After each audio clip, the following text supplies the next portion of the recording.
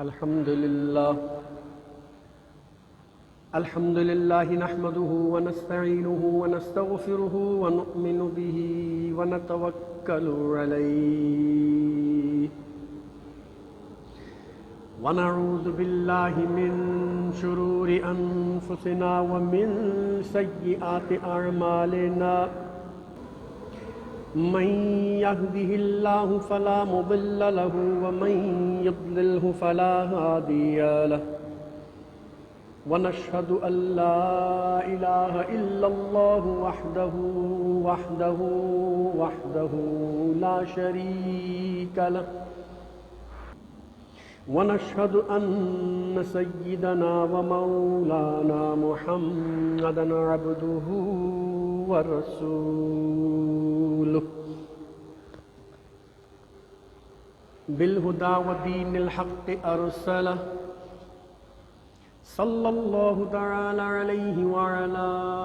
آله وصحبه وبارك وسلم أما بعد فأعوذ بالله من الشيطان الرجيم بسم الله الرحمن الرحيم فقد قال الله تبارك وتعالى في القرآن المجيد والفرقان الحميد إنه من سليمان وإنه بسم الله الرحمن الرحيم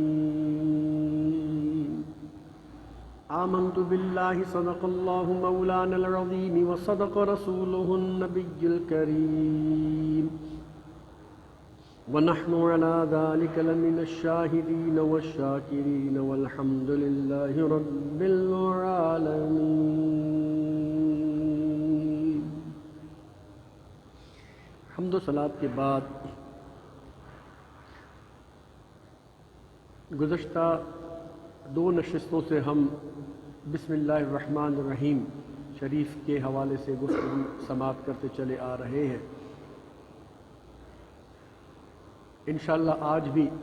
اسی سلسلے کو مزید آگے بڑھائیں گے. چنانچہ آج 18 جمادی الاول 1443 ہجری بمطابق 24 دسمبر 2021 اس سلسلے کی تیسری نشست کے ساتھ میں آپ کے سامنے حاضر ہوا ہوں. دوسری نشست میں ہم نے حضرت علامہ ابن حجر عسقلانی رحمۃ اللہ تعالی علیہ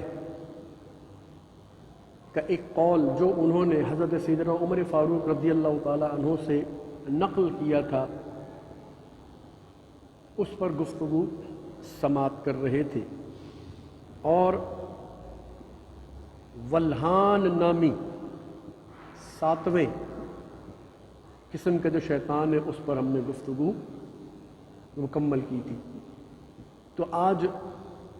جو 8واں ہے اس شیطان کی جو قسم ہے اس پر ہم گفتگو کریں گے. اس کا نام ہے داسم. داسم کی یہ ذمہ داری شیطان ابلیس نے یہ لگا رکھی ہے کہ اس کو گھروں پر اس نے مقرر کر کے رکھا ہوا ہے. گھروں میں داخل ہوتے وقت کوئی بھی مسلمان بسم اللہ الرحمن الرحیم نہ پڑھ سکے. پھر گھر میں داخل ہونے کے بعد دیگر امور جو ہے ان امور میں بھی بسم اللہ الرحمن الرحیم کو نہ پڑھ سکے. اب جب بسم اللہ الرحمن الرحیم نہیں پڑھا جاتا تو اس کا نتیجہ یہ نکلتا ہے کہ گھر میں مختلف قسم کی چھوٹی اور بڑی کھٹ پٹ چلتی رہتی. میاں بیوی کی آپس میں کھٹ پٹ، بہن بھائیوں کی آپس میں کھٹ پٹ، اولاد کی اپنے ماں باپ کے ساتھ کھٹ پٹ، بے ادبی، ماں باپ کی اولاد کے ساتھ کھٹ پٹ، یہ سب کچھ چلتا رہتا ہے. اور کبھی کبھی شیطان مردود جو جلتی پر تیل کا کام کرنے کا کام کرتا ہے تو وہ الٹے سیدھے وسوسے ڈال کر ماں باپ کو اولاد سے، اولاد کو ماں باپ سے، میاں کو بیوی سے، بیوی کو میاں سے متنفر کرنے کی مسلسل کوشش کرتا ہے۔ اس کی ایک وجہ یہ بھی ہے، اور وجوہات ہوں گی، لیکن ایک وجہ جو بنیادی ہے وہ یہ ہے کہ گھر میں داخل ہوتے وقت بسم اللہ الرحمن الرحیم کا نہ پڑھنا اس بے برکتی کی وجہ بن جاتی ہے۔ تو بسم اللہ الرحمن الرحیم کو گھر میں داخل ہوتے وقت ضرور پڑھنا چاہیے۔ اور پھر ایک ہمیں شریعت نے طریقہ بتایا ہے کہ جب آپ گھر میں داخل ہوں تو گھر والوں کو سلام کیا کریں۔ ہم جب گھر میں داخل ہوتے ہیں اور کہتے ہیں کہ السلام علیکم، یا کہتے ہیں السلام علیکم ورحمۃ اللہ، یا کہتے ہیں السلام علیکم ورحمۃ اللہ وبرکاتہ، تو ان تینوں میں سے کوئی بھی صیغہ یا طریقہ اختیار کرتے ہیں تو اس کی برکتیں گھر والوں پر پڑتی ہیں، نازل ہوتی ہیں، اور وہ گھر جو ہے شیطان مردود کی دخل اندازی سے، شیطان مردود کے مختلف قسم کے وساوس سے کسی حد تک بچا رہتا ہے۔ اور چونکہ سلام ہے، پھر بسم اللہ الرحمن الرحیم ہے، اس کی اپنی برکتیں ہیں۔ اچھا، گھر میں بے برکتی کا ایک اور بھی رونا، عام طور پر لوگ روتے رہتے ہیں، رزق کی کمی، رزق کی تنگی، جس کی وجہ سے جو ہے وہ گھروں میں مسائل پیدا ہوتے رہتے ہیں، اور لوگ بے برکتی کی وجہ سے جو ہے نا مختلف پریشانیوں میں گھرے رہتے ہیں۔ کھانے کا مسئلہ، پینے کا مسئلہ، اور جناب گھر کے دیگر معمولات جس میں پیسہ استعمال ہوتا ہے اس میں مسئلہ، صحیح طرح کپڑے نہیں بن پاتے، اور دیگر چیزوں میں معاملات میں مسئلہ، گھر میں کوئی ٹوٹ پوٹ ہے تو اس کو ٹھیک کرنا ہے، ریپیئرنگ کرنی ہے، مرمت کرنی ہے، اس میں مسئلہ، پیسے نہ ہونے کی وجہ سے جو تھوڑا بہت بندہ کماتا ہے تو وہ ضروریات زندگی میں ہی لگ جاتا ہے، اور مہینے کے آخر میں حالات بڑے تنگ ہو جاتے ہیں۔ تو اسی طرح غربت کے زمانے میں ایک صحابی رسول رضی اللہ تعالیٰ عنہ پیارے آقا صلی اللہ علیہ وسلم کی بارگاہ میں حاضر ہوا، اور اس نے آ کر عرض کی کہ اے اللہ کے رسول، بڑی گھر میں جو نا تنگ دستی ہے، غربت ہے، پریشانی ہے۔ اول تو کام دھندہ نہیں لگتا، کام دھندہ لگتا ہے تو اس میں اتنی آمدنی نہیں ہو پاتی کہ جس کی وجہ سے میں گھر کے معاملات کو چلا پاؤں، تو آپ میرے لیے کچھ کریں۔ تو اللہ کے پیارے رسول صلی اللہ علیہ وسلم نے ارشاد فرمایا کہ جب تم گھر میں داخل ہوا کرو تو گھر والوں پر سلام کیا کرو۔ یہ ایک نسخہ بتایا جائے کہ آپ گھر والوں کو سلام کرو، اور سلام کرنے کے بعد سورہ اخلاص یعنی بسم اللہ الرحمن الرحیم، قل هو اللہ احد اللہ الصمد لم یلد ولم یولد ولم یکن لہ کفوا احد پڑھ لیا کرو، اور اللہ سے خیر اور برکت مانگا کرو۔ یہ عمل جب کرو گے تو اللہ تبارک و تعالیٰ تمہیں برکت عطا فرمائے۔ اور اگر گھر میں کوئی نہ ہو، گھر خالی ہو، آدمی کبھی کبھی اس وقت آتا ہے گھر والے کہیں سودا لینے نکلے ہوئے ہوتے ہیں، گھر میں تالا ہوتا ہے یا دروازہ کھٹکھٹانے پہ نہیں کوئی نکلتا، اندر سے بند ہوتا تو ہم چابی سے کھول کے اندر داخل ہوتے ہیں، گھر میں کوئی بھی نہیں ہوتا، تو فرمایا اس وقت مجھ پر یعنی اپنے رسول پر سلام بھیجو۔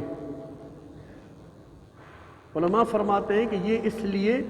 کہ رسول اللہ صلی اللہ تعالیٰ علیہ وسلم نورانی طور پر اپنے ہر امتی کے گھر میں موجود ہوتے ہیں، نورانی طور پہ، روحانی طور پہ آپ کا وجود، آپ کی رحمت متوجہ رہتی ہے۔ تو اب اس نبی صلی اللہ علیہ وسلم کو سلام کرنے کا کیا طریقہ ہے؟ بڑے طریقے۔ ایک تو سب سے آسان جو ہم اہل سنت و جماعت کی پہچان ہے، الصلاۃ والسلام علیک یا رسول اللہ، الصلاۃ والسلام علیک یا حبیب اللہ، یوں کہہ کے سلام کرنا۔ ورنہ جو نماز میں ہم الفاظ ادا کرتے ہیں ہم دروازہ کھولا، ہم اندر داخل ہوئے، گھر میں کوئی نہیں ہے، جس کو ہم سلام کریں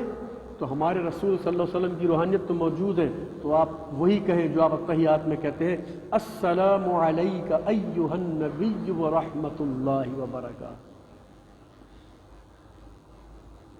ٹھیک ہے، السلام علیک ایھا النبی ورحمۃ اللہ وبرکاتہ، یہ کہیں. اور پھر اس کے بعد وہی سورہ اخلاص، قل شریف. بعض میں ایک دفعہ لکھا ہے، بعض میں 3 دفعہ لکھا ہے، تو جو بھی آسانی ہو یہ کر لیا کرے. تو انشاءاللہ عز و جل وہ صحابی رسول نے جب اس پہ عمل کیا تو کچھ عرصے بعد وہ دوبارہ سرکار صلی اللہ علیہ وسلم کی بارگاہ میں حاضر ہوا، تو اچھے کپڑے پہنے ہوئے، خوشبو لگائی ہوئی ہے، اور آ کر عرض کی، یا رسول اللہ صلی اللہ علیہ وسلم، جب سے آپ کا بتایا ہوا عمل کرتا ہوں تو پہلے میرے اپنے گھر میں پورا نہیں ہوتا تھا، فاقوں کی نوبت کبھی کبھی آ جاتی تھی، ایک وقت کھانا ہوتا تھا تو دوسری وقت کب پتہ نہیں ہوتا تھا. تو جب سے یہ عمل کرنے لگا ہوں، اللہ نے اتنا دیا ہے کہ نہ صرف خود کھاتا ہوں بلکہ اڑوس پڑوس کے غریب مسلمانوں کو بھی مدد کرتا ہوں، انہیں بھی کھلاتا ہوں، ان کے گھر میں بھی کھانا پینا سمجھ لو کرتا رہتا ہوں، ان کی بھی مدد کرتا رہتا ہوں. یعنی اتنا اللہ نے برکت اس میں عطا فرمائی. تو بسم اللہ الرحمن الرحیم پڑھ کے داخل ہونا، جیسے میں نے شروع میں عرض کیا کہ شیطان اس سے روکتا ہے، پھر سلام کرنے کو روکتا ہے، اور پھر نبی صلی اللہ علیہ وسلم پہ سلام کرنے کو روکتا ہے، اور قل شریف پڑھنے کو روکتا ہے. یعنی ہم سب لوگوں کی اس حوالے سے دیکھا جائے تو کوئی تربیت ہی نہیں ہے، کوئی معمول بھی نہیں ہے، کوئی طریقہ کار ہی نہیں ہے، جبکہ شریعت نے ہمیں ان تمام چیزوں پر عمل پیرا ہونے کے بارے میں کہا ہے. تو ہمیں اس کے اوپر عمل کرنا چاہیے تاکہ برکتیں حاصل ہوں. تو مردود جو ہے وہ اس طرح کرتا ہے کہ بسم اللہ پڑھنے نہیں دیتا گھر میں داخل ہوتے وقت. پھر اس مردود جو موجود ہے داسم، اس سے بچنے کے لیے نبی اکرم صلی اللہ علیہ وسلم کا یہ بھی فرمان ہے کہ جو گھر میں داخل ہوتے وقت آیت الکرسی پڑھ لیتا ہے تو وہ شیطان جو اس کے گھر پہ مسلط ہے وہ اس کے شر سے بچا رہتا ہے. ایسا نہیں ہے کہ وہ شیطان چلا جاتا ہے، بھاگ جاتا ہے، بس یوں سمجھ لو آپ نے اس کے ہاتھ باندھ دیے. یہ پڑھ کر بسم اللہ پڑھ کر آیت الکرسی پڑھ کر اس شیطان کے ہاتھ باندھ دیا، وہ کچھ کر نہیں سکتا اس سورج ڈوبنے تک، اس گھر تک. پھر اگلا دن ہوگا وہ پھر نئی جناب طاقت سے وہ چاکو جبندوں پر کھڑا ہوگا تاکہ پھر یہ الٹے سیدھے کام کرے، پڑھے نہیں تو میں ان کی کام میں جناب وہ مداخلت کروں. اچھا، اسی طریقے سے فرمایا گیا جو سورہ بقرہ کی آخری 2 آیتیں آمن الرسول سے لے کر سورت ختم ہونے تک، فانصرنا علی القوم الکافرین تک 3 مرتبہ پڑھ لیتا ہے، 1 مرتبہ پڑھ لیتا ہے تو وہ بھی شیطان کے شر سے بچ جاتا ہے. اور جس گھر میں سورہ بقرہ کی تلاوت ہوتی ہو وہاں تو شیطان گھستا ہی نہیں.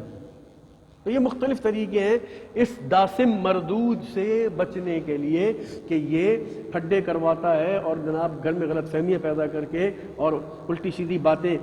پھیلا کر جو ہے وہ گھروں میں آپس میں لڑائیاں کرواتا ہے، غلط فہمیاں پیدا کرواتا ہے، فساد کرواتا ہے اور طرح طرح کی جو ہے وہ مسائل پیدا کرتا ہے. تو چاہے خاتون ہو چاہے مرد ہو، بچے ہوں بڑے ہوں، بوڑھے ہوں جوان ہوں، ہمیں سب کی یہ تربیت کرنی چاہیے. سب کو معلوم ہونا چاہیے کہ گھر میں داخل ہوتے وقت بسم اللہ الرحمن الرحیم السلام علیکم یہ کہنے کی عادت خود بھی ڈالیں، ان کو بھی ڈلوائیں. شروع میں ٹائم لگتا ہے، نہیں عادت پیدا ہوتی کیونکہ عادت نہیں ہوتی بولنے کی پڑھنے کی، تو آہستہ آہستہ خود بھی کریں گے، بچوں کو بھی کہیں گے. بچہ گھر میں آ گیا تو اس کو کہے بیٹا آپ نے سلام نہیں کیا، اچھا بسم اللہ پڑھ کے آپ داخل ہوئے گھر میں. تو بار بار جب یہ ایک چیز ہوتی رہتی ہے تو زبان پہ چڑھی جاتی ہے، معمولات میں آ جاتی ہے. تو اللہ تعالیٰ ہمیں اس مردود شیطان کی جو قسم ہے داسم، اس سے بھی محفوظ رہنے کی توفیق عطا فرمائے. اسی طریقے سے ایک اور جو ہے وہ شیطان کی جو نویں قسم ہے جو ہم نے پڑھی تھی، آخری قسم ہے، اس کا نام ہے مرہ. اس مرہ کا کام جو ہے لوگوں کو گانے باجے ڈھول دھمکوں میں لگائے رکھنا پڑتا ہے اور اس کے اندر پھنسائے رکھتا ہے، لوگوں کو گانوں کے پیچھے خوار رکھتا ہے، لوگوں کو گانے سنواتا رہتا ہے، لوگوں سے ساز گانے بجواتا رہتا ہے، تو فضول قسم کی معمولات میں ان کو لگائے رکھتا ہے۔ تو اب گانے باجے تو نکل گئے دور، اب گانے باجے تو بالکل ہی سمجھ لو پیچھے رہ گئے، اب تو فلمیں، ڈرامے، اور ہر موبائل کے اندر آپ کو معلوم ہے کہ یہ تمام خرافات موجود ہیں۔ اب اللہ تعالیٰ ہی کسی کو بچائے تو وہ بچ سکے۔ تو یہ جو مرہ نام کا مردود ہے، یہ بندوں کو ان الٹے سیدھے کاموں میں لگائے رکھتا ہے اور اس کی طرف ترغیب دیتا رہتا ہے، یہ چیزیں اس کو اچھی بنا کے پیش کرتا رہتا ہے۔ تو آج ہم جس ماحول میں بیٹھے ہوئے ہیں، آج سن 2021، بس یہ آخری ہفتہ چل رہا ہے، اس کا آخری اتوار ہے، اگلا اتوار 2022 کا پہلا اتوار ہوگا۔ تو آج جمعے کا دن ہے، 24 دسمبر ہے 2021 کا۔ تو آج کی تاریخ تک آپ دیکھیں کہ موبائل فون نے کس طرح ہمارے گھروں تک میں اس طرح کی رسائی حاصل کر لی ہے کہ ہر وہ شخص، عمر اس کی کوئی بھی ہو، جس کے ہاتھ میں موبائل ہے، اینڈرائڈ موبائل ہے، وہ اس موبائل پہ نہ جانے کیا کیا دیکھتا ہے، نہ جانے کیا کیا دیکھتا ہے۔ نہ ماں باپ اپنے کچھ چیک بیلنس رکھتے ہیں بچوں کے حوالے سے کہ ہمارے بچے کیا دیکھ رہے ہیں، کیا کر رہے ہیں اس میں، نہ ان بچوں کو خود کوئی ایسی سینس ہوتی ہے، سمجھ ہوتی ہے کہ وہ اس کو دیکھ سکے۔ پہلے کے زمانے میں، آج سے 50 سال پہلے، 40 سال پہلے، 30 سال پہلے، فلمیں سنیماؤں میں لگتی تھی، جو ڈرتے ڈرتے لوگ سنیما جاتے تھے، ماں باپ سے ڈرتے تھے کہ گھر آئیں گے تو کٹ پڑے گی، پوچھیں گے کہاں تھے اتنی دیر سے تم، تو ڈرتے ڈرتے لوگ سنیما ہال جایا کرتے تھے۔ اگر جاتے بھی تھے تو وہاں چھپتے رہتے تھے، کوئی محلے کا آدمی نہ دیکھ لے، باپ کو پتہ چل جائے گا، بڑے بھائی کو پتہ چل جائے گا، چچا کو پتہ چل جائے گا، ماموں کو پتہ چل جائے گا، تو جناب پھر اس کے بعد جب ٹی وی گھسا تو ٹی وی نے تھوڑا اور کم کر دیا معاملہ، ڈر، پھر جناب وہ اس وقت اس زمانے کی VCR ہو گیا، پھر اس کے بعد LCDs ہو گئی، تو یہ اب کرتے کرتے کرتے اب پورا سینما ہال بندے کی جیب میں پڑا۔ موبائل جو ہے یہ پورا بندے کی جیب میں پڑا ہوا ہے، پورا سینما پڑا ہوا ہے، پورا گانوں کا کلیکشن اس کی جیب میں پڑا ہوا ہے، اور جب چاہتا ہے، جی چاہتا ہے، جس وقت چاہتا ہے وہ جناب ڈیٹا آن کرتا ہے یا وائی فائی آن کرتا ہے اس میں، اور جناب پھر جو اس کا جی چاہتا ہے کر رہا ہے۔ تو ضرورت اس بات کی ہے کہ اب ہم ان چیزوں کو اگر روکنے جاتے ہیں تو ذرا مشکل ہے، رک نہیں سکتا، بہت مشکل ہے، رک نہیں سکتا، بہت ہی مشکل ہے، لیکن کم سے کم اپنے بچوں کو، اپنے جو لوگ اس کو استعمال کرتے ہیں اس کو اچھی سوچ تو دے سکتے ہیں، اچھی سوچ تو دے سکتے ہیں۔ اب میں مثال کے طور پہ میں بھی اسی دور کا آدمی ہوں، اب یہ جس جہاں ریکارڈنگ ہو رہی ہے میرا موبائل ہے، یہ بھی اس سے میں ایک اچھا کام لے رہا ہوں، اپنی گفتگو ریکارڈ کر رہا ہوں، اس کو میں دوسروں کو سنانے کے لیے۔ اچھا، اسی طریقے سے یہ میرے پاس ٹیبلٹ ہے، اس سے بھی میں اچھا کام لے رہا ہوں، اس لیے کہ میں اس کے اندر کتابیں، قرآن، آیتیں وغیرہ پڑھتا ہوں، میرے کام آتا ہے۔ تو اب میری سوچ چونکہ ویسی ہے تو میرا استعمال بھی ویسا ہی ہے،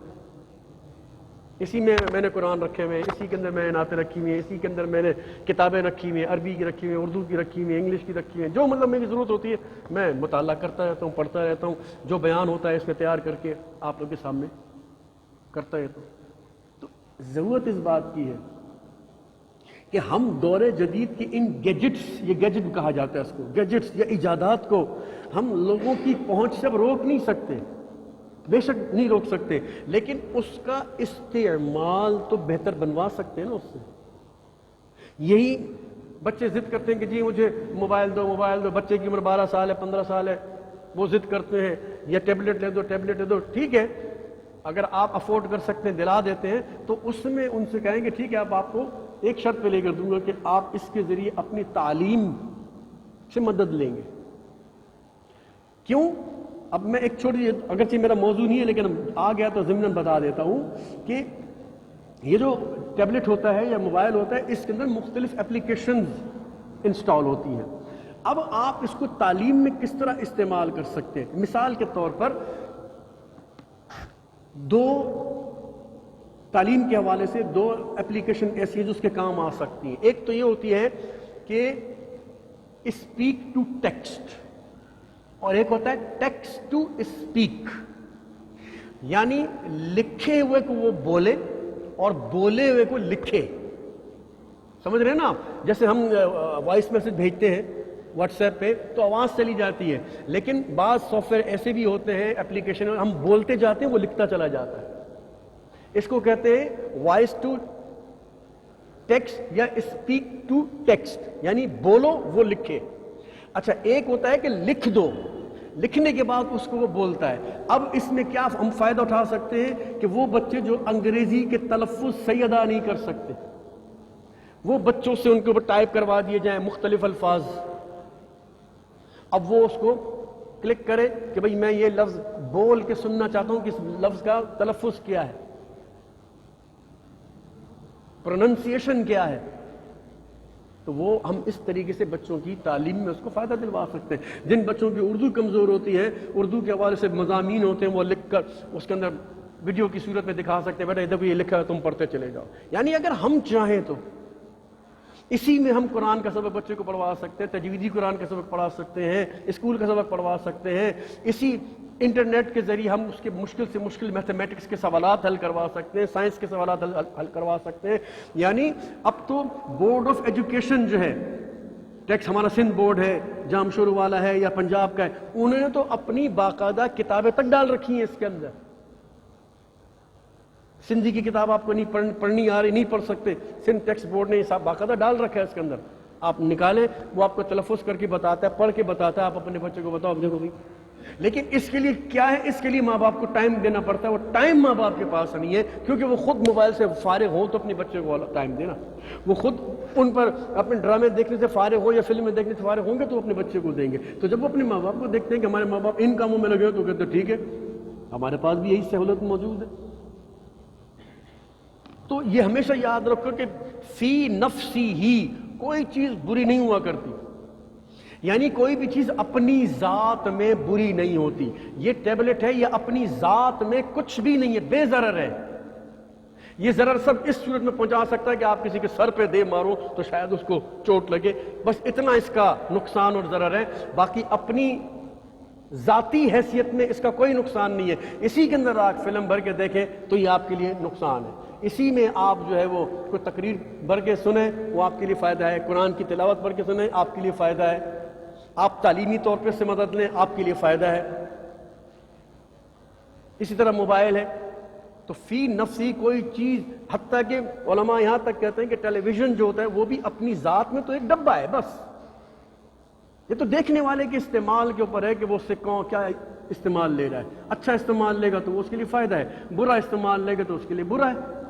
پھر وہ اپنی مثال دیتے ہیں جو ایک عام روزمرہ کی مثال ہے کہ گھر میں ایک چھری رکھی ہوئی ہوتی،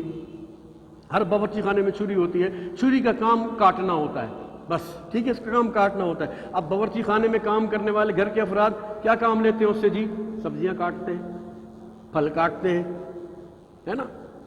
اب اس کا یہی کام ہے۔ لیکن اگر کوئی شخص اس سے کوئی دوسرا کام لے لے تو پھر اس میں اس چھری کا تو کوئی قصور نہیں ہے نا۔ آپ نے کبھی کسی چھری کو پھانسی پہ لٹکتے ہوئے دیکھا ہے؟ کسی چھری کو سزا ہوتے ہوئے دیکھی ہے؟ کسی پستول کو، کسی جناب کلشن کوف کو، کسی پھندے کو یا کسی چیز کو آپ نے سزا دیکھتے ہوئے دیکھی ہے؟ نہیں، جس نے اس کو استعمال کیا اس کو سزا ملتی ہے، وہ برا مانا جاتا ہے، اچھا کرے تو وہ اچھا مانا جاتا ہے۔ تو اگرچہ ان دور جدید کی ان ایجادات سے ہم لوگوں کو روک نہیں سکتے، بچا نہیں سکتے، اپنی اولاد کو نہیں بچا سکتے، تو کم سے کم اس کا پازیٹیو یوز یعنی مثبت استعمال تو کروا سکتے ہیں کہ اچھے کاموں میں استعمال کرو، تمہاری تعلیم میں یہ استعمال ہو سکتا ہے۔ موبائل پہ کھیلنے یا جناب موبائل پہ سارے الٹے سیدھے کام کرنے کی یہ جو ڈرامے ہیں، فلمیں، اس کی ایک عمر پڑی ہوئی ہے، ایک عمر پڑی ہوئی ہے، ساری عمر پڑی ہوئی ہے، اور کوئی پروگرام کوئی چیز کہیں نہیں جاتا، سب ڈیٹا سیو پڑا ہوا ہے، کہیں بھی نہیں جاتا۔ تو یہ ایک ضمناً ایک بات نکل آئی تو میں اس حوالے سے عرض کر رہا تھا۔ تو بہرحال تو بسم اللہ الرحمن الرحیم کی جو ہم فضائل سنتے چلے آ رہے ہیں، گفتگو سنتے چلے آ رہے ہیں، تو اس میں حضرت عمر فاروق رضی اللہ تعالی عنہ کی قول کے مطابق جو 9 شیاطین کی ہم نے قسمیں پچھلے گفتگو میں بھی اور آج کی نشست میں بھی ایک دو کا میں نے آپ کو گفتگو بتائی، تو ان تمام کے تمام شیطان چاہے وہ زلتون ہو، چاہے وہ وتین ہو، چاہے وہ لخوص ہو، چاہے وہ اعوان ہو، چاہے وہ حفاف ہو، مرہ ہو، مصوت ہو، ولحان ہو، داسم ہو، ان سب کا علاج جانتے ہو کیا ہے؟ بسم اللہ الرحمن الرحیم، بسم اللہ الرحمن، یہ ان سب کا توڑ ہے، یہ ان سب کا توڑ۔ تو بسم اللہ الرحمن الرحیم آپ کی زندگی کا اگر حصہ بن جاتا ہے، پھر کہہ رہا ہوں کہ آپ کے کھانے میں، پینے میں، سونے میں، جاگنے میں، کپڑے پہننے میں، بال بنانے میں، تیل لگانے میں، سرما لگانے میں، موزے پہننے میں، جوتے پہننے میں، اتارنے میں، الغرض جو بھی آپ کام کرتے ہیں، بسم اللہ کو اگر آپ اپنا معمول بنا لیتے ہیں تو پھر اس کی برکتیں آپ کو نظر آتی ہیں۔ چلیے ایک دو بس واقعات بیان کر کے اپنی گفتگو کو ختم کرتا ہوں، انشاءاللہ پھر آئندہ جو میں دوسری گفتگو کریں گے۔ بسم اللہ کی فضیلتوں پر ایک واقعہ لکھا ہے کتابوں کے اندر۔ ایک یہودی لڑکی کہیں سے بسم اللہ کی فضائل سن لی اس نے، اس کو یہ کلام اچھا لگا تو اس نے بسم اللہ الرحمن الرحیم کا ورد شروع کر دیا۔ وہ بار بار بسم اللہ الرحمن الرحیم، بسم اللہ الرحمن الرحیم، ہر کام میں پانی پیتی بسم اللہ الرحمن الرحیم، روٹی لیتی بسم اللہ الرحمن الرحیم، برتن اٹھاتی بسم اللہ الرحمن الرحیم، برتن رکھتی بسم اللہ الرحمن الرحیم، یعنی اس کی زبان پہ اتنا بسم اللہ جاری ہو گیا کہ اس کے ماں باپ نے یہ سارا دیکھ لیا اور کہا کہ یہ بچی تو اب ہمارے ہاتھ سے چلی جائے گی، تو اس کا کچھ بندوبست کرنا پڑے گا۔ پہلے تو اس کو سمجھاتے رہے کہ باز آ جائے، لیکن وہ نہیں آئی۔ پھر اس نے اسلام بھی قبول کر لیا، مسلمان بھی ہو گئی وہ لڑکی۔ اب تو اس کے ماں باپ کے سینے پہ سانپ لوٹتے تھے کہ یہ ہمارے گھر میں رہتے ہوئے اللہ کا نام لے رہی ہے، بسم اللہ الرحمن الرحیم پڑھ رہی ہے۔ تو اس کا والد اس کے لیے کوئی نہ کوئی ایسی ترکیب سوچتا رہا کہ میں کسی طریقے سے اس کو مار دوں یا مروا دوں، مجھ پر کوئی اس کا الزام بھی نہ آئے۔ اچھا، اب وہ جو ہے بادشاہ میں اپنے وقت کے بادشاہ کے دربار میں ایک عہدہ رکھتا تھا، ایک خاص عہدہ رکھتا تھا۔ تو ایک مرتبہ بادشاہ نے کہیں سفر پہ جا رہا تھا یا شکار پہ جا رہا تھا، تو اس نے اپنی انگوٹھی اٹھا کر انہیں اتار کر اس لڑکی کے باپ کو دی کہ اس کو تم اپنے پاس رکھ لو، کل لے لوں گا یا پرسوں تم سے لے لوں گا، ابھی ذرا میں ادھر جا رہا ہوں، شکار پہ جا رہا ہوں یا سفر پہ جا رہا ہوں، کہیں گر گرا نہ جائے تو اس کو سنبھال لو۔ چنانچہ وہ اس نے لی اور اپنے جیب میں رکھی، گھر آیا اور گھر آ کے اپنی بیٹی کو کہا کہ بیٹا یہ انگوٹھی سنبھالو، بادشاہ کی خاص انگوٹھی ہے، اور جب میں تم سے مانگوں، کل صبح مانگوں یا پرسوں صبح مانگوں تو مجھے دے دینا۔ بیٹی نے کہا جی ابا جان، بسم اللہ الرحمن الرحیم، بسم اللہ پڑھا اور جیب میں رکھا، بسم اللہ الرحمن الرحیم پڑھ کے جیب میں رکھ لیا۔ پھر اس کے بعد وہ آگے پیچھے ہوئی تو جو گھر میں الماری یا پیٹی ہے، جو بھی اب صندوق ہوتا ہے، وہاں گئی، باپ اس کا دیکھا تھا یہ کہاں رکھتی ہے، اور وہاں جا کے اس نے ڈھکنا کھولا، بسم اللہ الرحمن الرحیم، اس کو رکھا، بسم اللہ الرحمن الرحیم، ڈھکنا بند کیا، بسم اللہ الرحمن الرحیم پڑھ کے اپنے دوسرے کاموں میں وہ لگ گئی۔ اب رات ہوئی تو چپکے سے باپ اٹھا اور اس نے جا کے جہاں وہ رکھی تھی وہاں سے وہ اٹھائی، اور رات ہی رات میں جا کر اس کے قریب بھی کوئی دریا یا کوئی نہر تھی تو وہاں جا کے اس نے پھینک۔ اب واپس آ کے آرام سے سو گیا کہ اب میں کل کسی وقت اس سے مانگوں گا نا اور دے نہیں پائے گی، اور بادشاہ کی انگوٹھی ہے تو میں بادشاہ کے پاس لے جاؤں گا، بولیں گے اس نے جو ہے وہ انگوٹھی گما دی ہے تو بادشاہ جو بھی سزا دے گا اس کو دے گا، ہماری جان چھوٹ جائے گی۔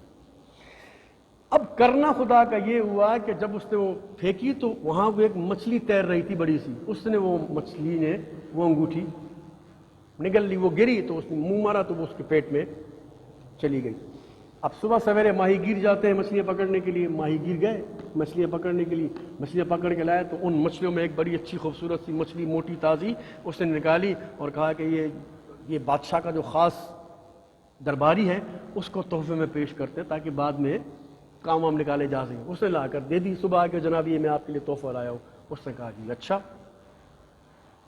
لی اور بیٹی کو کہا بیٹا یہ لو مچھلی آئی ہے تو اس کو کاٹو اور کاٹ کے اچھی اچھی رو بناؤ تاکہ پھر میں فارغ ہو کے کھا پی کے تیار ہو کے بادشاہ کے دربار میں جانے ہوئے. بیٹی نے کہا جی بسم اللہ الرحمن الرحیم, یہ لیا اور جناب مچھلی کو کاٹنے لگی. بسم اللہ پڑھتے پڑھتے جب اس کا پیٹ پھٹا تو وہاں سے وہ انگوٹھی باہر نکل آئی. اب بچی نے انگوٹھی دیکھی, ارے یہ تو وہی انگوٹھی ہے. بہرحال بسم اللہ پڑھی, اٹھائی اور جا کر واپس اسی جگہ پہ بسم اللہ پڑھ کے رکھ دی اور آ کر دوبارہ مچھلی کو کاٹ پیٹ کر کے پکا کے اپنے والد صاحب کو پیش کر دی. والد صاحب کھانے کے بعد کہا کہ چل بیٹا بس جلدی سے وہ انگوٹھی لے آ تاکہ میں جو ہے وہ بادشاہ کے دربار میں جاؤں. بچی گئی اپنی وہی الماری یا وہی صندوق, بسم اللہ الرحمن الرحیم پڑھا, کھولا, بسم اللہ الرحمن پڑھ کے انگوٹھی اٹھائی اور بسم اللہ کر کے لیجیے بجن آپ کی انگوٹھی. وہ حیران ہو گیا یہ کیا ہوا, میں تو خود اپنے ہاتھ سے اس کو دریا میں یا نہر میں پھینک کے آیا تھا. تو یوں اللہ تبارک و تعالی نے اس بسم اللہ کی برکت سے اس یہودی کا اپنی بیٹی کو قتل کرنے کا یا سزا دینے کا یا قید کرنے کا جو بھی منصوبہ تھا وہ دھرے کا دھرا رہ گیا. تو بسم اللہ الرحمن الرحیم نے اس طرح اس کی حفاظت کی. ہم یہ واقعات سنتے ہیں, ہم ان کو کیوں اتنا مطلب جو ہے نا وہ اہمیت نہیں دیتے, اس کی وجہ یہ کہ ہم لوگ اس کلام کو اہمیت نہیں دیتے. ہم مسلمان کے گھر میں پیدا ہوئے نا, پیدائشی طور پہ مسلمان ہیں. ہم نے مسلمانوں کو یعنی جب وہ اسلام قبول کرنے والوں نے جو تکلیفیں اٹھائیں ان تکلیفوں کا ہمیں پتہ نہیں ہے. اس لیے ذرا سی کوئی تکلیف آتی ہے تو ہم سب سے پہلے اللہ تبارک تعالیٰ کی شکر شروع کر دیتے ہیں. کیوں؟ ہمیں اللہ تبارک تعالیٰ کی ذات کے حوالے سے کچھ پتہ ہی نہیں ہے. ہم اللہ تعالیٰ سے جو کچھ بندے کو پوچھنا ہے, اللہ تعالیٰ کیسا ہے جس کو جاننا ہے, اللہ تعالیٰ کیا کرتا ہے کسی کو جاننا ہے, اللہ تبارک تعالیٰ کی کیا مشیت ہے کسی کو جاننا ہے, اللہ تبارک تعالیٰ بندوں کے ساتھ کیا کرتا ہے کسی کو جاننا ہے, اللہ تبارک تعالیٰ کی سنت کیا ہے کسی کو جاننا ہے, اللہ تبارک و تعالیٰ مومنین کے ساتھ کیا کرتا ہے کسی کو جاننا ہے, اللہ تبارک و تعالیٰ کسی کا رزق کھولتا ہے اس کیوں کھولتا ہے اس کی وجہ جاننی ہے, کوئی کسی کا رزق تنگ کرتا ہے جاننا ہے کیوں کرتا ہے. ان سب کا جواب معلوم ہے کہاں ہے؟ قرآن کریم. قرآن کریم میں اللہ تعالیٰ نے اپنی ایک ایک بات بیان کر دی کہ میں بندوں کے ساتھ کیا کرتا ہوں. میں کسی کا رزق کھولتا ہوں تو کیوں کھولتا ہوں, کسی کا رزق تنگ کرتا ہوں تو کیوں کرتا ہوں, کسی کو میں دیتا ہوں تو کیوں دیتا ہوں, کسی سے لیتا ہوں تو کیوں لیتا ہوں, کسی کو تکلیف میں لے جاتا ہوں تو کیوں لے جاتا ہوں, کسی کو راحت دیتا ہوں تو کیوں دیتا ہوں, کسی کو فراخ کر دیتا ہوں تو کیوں کرتا ہوں, کسی کو غریب رکھتا ہوں تو کیوں رکھتا ہوں, کسی کو امیر کرتا ہوں تو کیوں رکھتا ہوں. الغرض آپ جو بھی سوال آپ کے دماغ میں آتا ہو اس کا جواب کہاں ہے؟ قرآن کریم میں موجود ہے. لیکن مسئلہ سارا یہ ہے کہ قرآن پڑھے کون پڑھے, اور اگر پڑھے تو جناب وہ 40ویں میں گئے تو وہاں اپنی پسند کا پارا اٹھا لیا جو آسان لگتا ہے زبان پہ, وہ بھی آدھا پڑھا آدھا نہیں پڑھا, چل بھی آدھا صفحہ تو پڑھ آدھا صفحہ میں پڑھتا ہوں, ایک صفحہ وہ پڑھ رہا ہے ایک صفحہ, اس طرح کر کے بس فارمیلٹی. کیوں؟ بریانی کا انتظار ہے یا پھر قورمے کا انتظار ہے, وہ نکلے جلدی جلدی, خوشبو بڑی اچھی آ رہی ہے, پڑھنے میں دقت ہو رہی ہے. میں چوٹ کر رہا ہوں, میں آپ تانا نہیں مارا, چوٹ کر رہا ہوں اپنے معاشرے کو کہ صرف اتنے کام کے لیے قرآن کو ہم نے رکھا ہوا ہے اپنے, اور کوئی کام ہی نہیں ہے قرآن. تو ایک چھوٹا سا جملہ ہے 4 الفاظ پر مشتمل, بسم اللہ الرحمن الرحیم. وہ ایک یہودی لڑکی کی جان بچا رہا ہے, وہ شرابیوں کو ولی اللہ بنا رہا ہے, اگر آپ میری تقریر پیچھے سنتے ہوئے آ رہے ہیں تو, وہ گناہ گاروں کی وہ جملہ مغفرت کروا رہا ہے, وہ شیطان مردود سے بچا رہا ہے, وہ شیطان مردود جو بے برکتی کھاتے کھاتے آخری لقمے تک پہنچ گیا تھا, بسم اللہ پڑھنے پر اس سو الٹی کروا کے وہ سارے نکلوا رہا ہے. بسم اللہ کے ایک جملے میں اتنی طاقت ہے.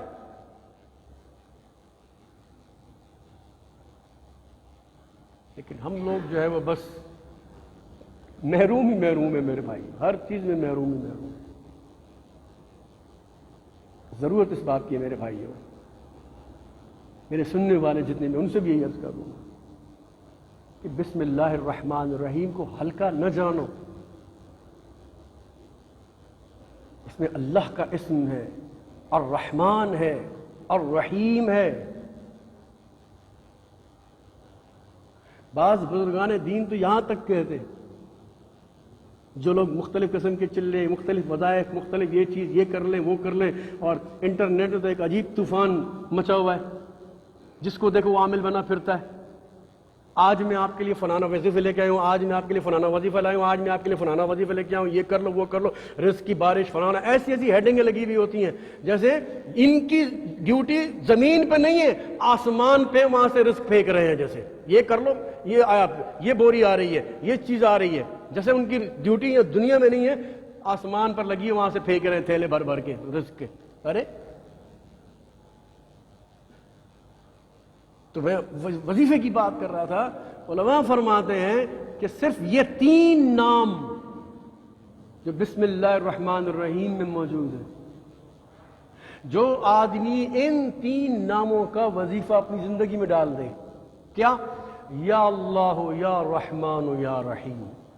بولیے سب، یا اللہ یا رحمان یا رحیم، پھر بولے یا اللہ یا رحمان یا رحیم، پھر بولے یا اللہ یا رحمان یا رحیم۔ اگر یہ بندہ اپنی زندگی کا اوڑھنا بچھونا گویا اس کو بنا لے تو اس کے تمام کاموں کے لیے کافی ہے۔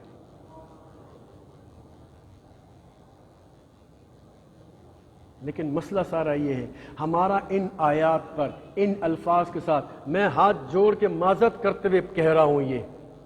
ہمارا اتنا بھی یقین نہیں ہے جتنا ایک پیناڈول کی ٹیبلٹ پہ ہوتا ہے، کیونکہ میں پیناڈول کی ٹیبلٹ ہم کھاتے ہیں، ہمیں پتہ ہوتا ہے کہ یہ میرے سر کا درد بولو دور کر دے گی، میرا بخار ختم کر دے گی۔ پیناڈول پہ یقین ہوتا ہے، ڈسپرین پہ یقین ہوتا ہے، کوئی پین کلر ہے، نوسپا ہے، یا پین ریموو نام کی کوئی گولی ہے یا انجیکشن ہے، اس پر کیسا پکا یقین ہوتا ہے۔ لیکن یقین نہیں ہے تو کس پر نہیں ہے؟ کلام اللہ، اس پہ یقین۔ اب یہ یقین میں نہیں پیدا کر سکتا، میں صرف بتا سکتا ہوں، پیدا نہیں کر سکتا، یہ اللہ کے کام ہے۔ یہ زبان پہ چڑھاؤ، زبان پہ چڑھیں گے، بار بار چڑھیں گے تو طاقت پیدا ہوگی اس کے اندر۔ یہ بار بار پڑھتے رہنے سے ہی جو ہے وہ طاقت پیدا ہو جاتی ہے۔ لوگ کیوں اپنے بچوں کو مسجدوں میں یا جناب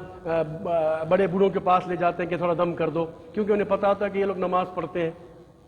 امام کے پاس لے جاتے یہ لوگ نماز پڑھتے ہیں، تو ان کے منہ پہ چونکہ قرآن مسلسل چلتا رہتا ہے، تو اس قرآن پڑھنے کی، اگرچہ مصلی پہ ہی صحیح قرآن پڑھتے رہتے ہیں، تو اس کی برکتیں آ جاتی ہیں ان کی زبان پر۔ عام آدمی سے دم نہیں کرواتے، کسی ڈاکٹر کے پاس لے جا کے آپ بولیں گے ذرا میرے بیٹے کے سر میں درد ادھر دم کر دو،